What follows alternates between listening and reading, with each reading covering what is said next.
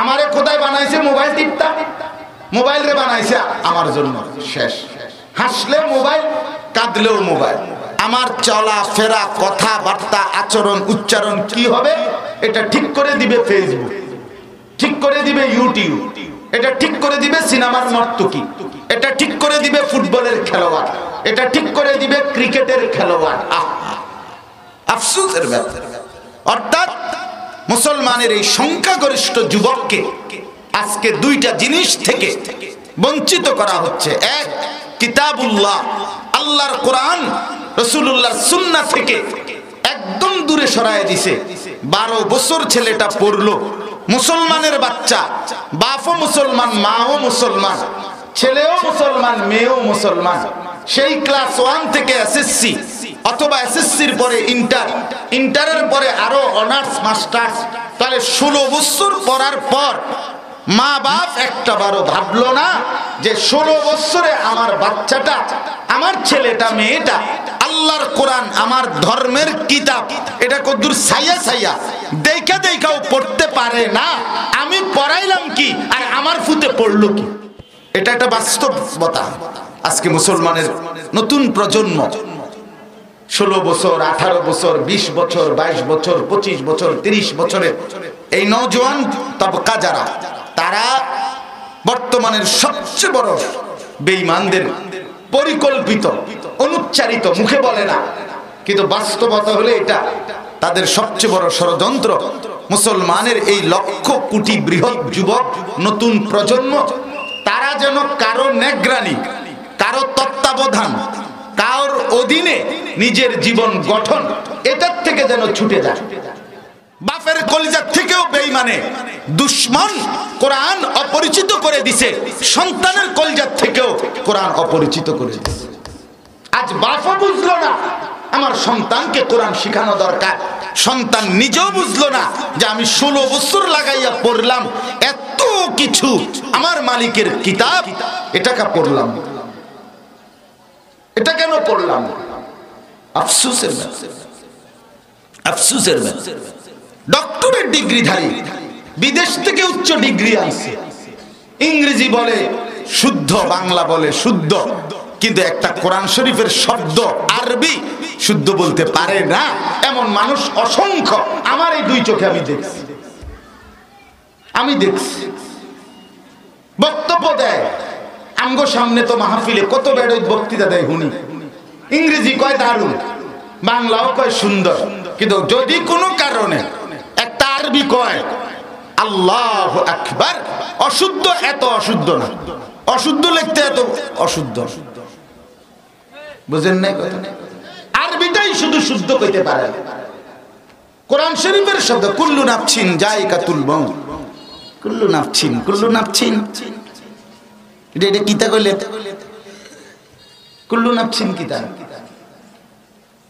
মানে এটা ইংরেজি, ওই যে ইট বানায় যে কাঠের যে বক্সটা, এটার মধ্যে মাটি দিয়া না, এরপর এটা তো ইংরেজির এই বক্সটার ভিতরে, ডাস্টার ভিতরে ঢুকাইয়া এরপর এটা বাইরে গেছে, ফলে এটা নাফসিন হয়ে গেছে। এটা তো আরবি নাই, এটা ইংরেজি বাংলা মিললে একটা খিচুড়ি কিছু একটা বাইরে গেছে। আস্তাগফিরুল্লাহ, আস্তাগফিরুল্লাহ, আস্তাগফিরুল্লাহ। এজন্য বললাম কিতাবুল্লাহ, আল্লাহর কোরআন, রাসূলুল্লাহ সাল্লাল্লাহু আলাইহি সাল্লামের থেকে বঞ্চিত আত্মবিস্মৃত জাতি। আমি প্রতিদিন এই কথাটা বলি, আত্মবিস্মৃত জাতি বানায় ফেলছে, অর্থাৎ নিজের পরিচয় ভুলে গেছে। হায় হায়, 18 বছর পড়ার পরেও এটুকু অনুভূতি জাগে নাই যে আমি এত কিছু পড়লাম, আল্লাহর কোরআন পড়া দরকার। আর এর 2 নাম্বার হলো রিজালুল্লাহ, আজকের প্রজন্মকে আল্লাহ তাআলার মনোনীত নেক বান্দা, যারা মানুষের রাহবারি করে, যারা মানুষের ইসলাহ করে, সেই হক্কানি রব্বানি ওলামা আল্লাহওয়ালা আহলুল্লাহদের কাছ থেকে সরাইবার জন্য, বিচ্ছিন্ন করার জন্য সর্বাত্মক বহুমুখী কৌশলী প্রচেষ্টা আজকের সমাজে সারা পৃথিবীর মুসলমানের বিরুদ্ধে চলছে। কোরআন ভুলে যাও, ওলামায়ে কেরামের সান্নিধ্য ভুলে যাও, নিজের জীবন নিজে গড়, নিজের জীবন, নিজের জীবন নিজেই গড়। তুমি স্বাধীন, তোমার জিন্দেগি তুমি, তোমার যেটা ভালো লাগে সেটা, তোমার কাছে যেটা পছন্দ। চুল রাখবা কেমনে দেখো, 50টা স্টাইল দেখো, তুমি একটা পছন্দ করে নাও। প্যান্ট পরবা কোনটা দেখো, মার্কেটে 10টা দোকান ঘুরে তোমার কাছে যেই মডেলটা ভালো লাগছে ওইটা পরো। তোমার কথাবার্তার স্টাইল, হাঁটা চলা কিভাবে হবে দেখো, বিভিন্ন মোবাইলে সার্চ দিলেই তো অনেক নায়কের ফ্যাশন, গায়কের ফ্যাশন আসবে। তুমি একটা পছন্দ করে নাও। তুমি স্বাধীন মানুষ, তুমি স্বাভাবিক বুঝমান মানুষ। এই ষড়যন্ত্র, অর্থাৎ নিজের মতো করে নিজেকে গড়ে তোলা, নিজেকে গড়ে তোলা, নিজস্ব যোগ্যতায় নিজেকে গড়ে তোলা, নিজের খেয়াল খুশি মতো নিজেকে গড়ে তোলার চেষ্টা করা হচ্ছে। আল্লাহর কসম, কোরআনে আল্লাহ বলছে নিজের খেয়াল খুশি মতো যে চলে সে মানুষ না, জানোয়ার। জানোয়ার, জানোয়ার এটা বেটা, জানোয়ার এটা। স্পষ্ট বলছে আল্লাহ, ইনহুম ইল্লা কাল আনআম, এটা মানুষের বাচ্চা না, এটা আর কিছু নয়, শুধু জানোয়ার, শুধু জানোয়ার।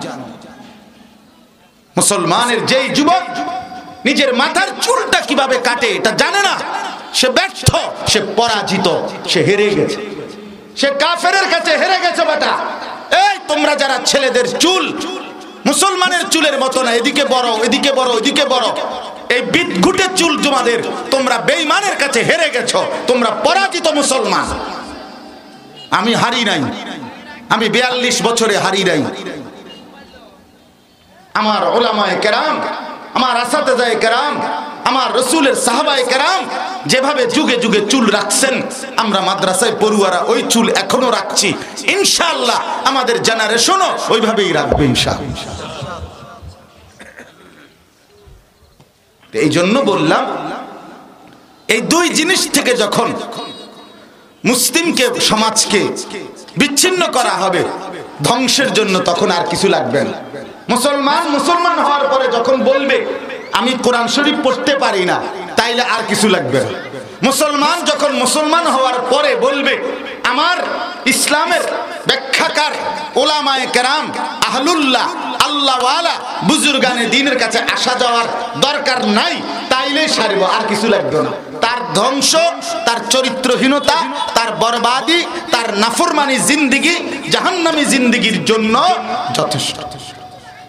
এজন্য আমার এর দূরে অনুরোধ, আপনাদের কাছে আমি অনুরোধ করলাম, বাপ ভাই বন্ধু, নিজেকে এই দুই সাহচর্য, আল্লাহর কোরআন, রাসূলুল্লাহর সুন্নাহ এর সাথে নিজেকে ফেরান, এবং নিজের জীবন অবশ্যই কোনো না কোনো আল্লাহওয়ালা মুত্তাকি আলেমের সাথে নিজের সম্পর্ক বেঁধে দেন।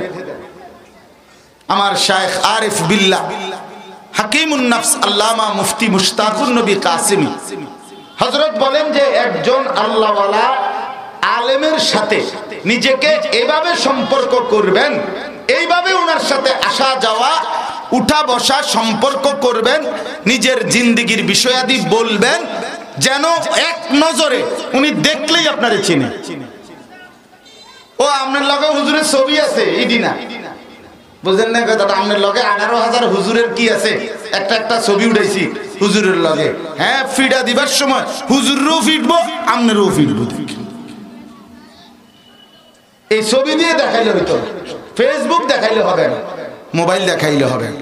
আল্লাহওয়ালার সাথে সম্পর্ক গড়বেন, কোরআন এবং সুন্নাহর সাথে সম্পর্ক করবেন, বলেন ইনশাআল্লাহ।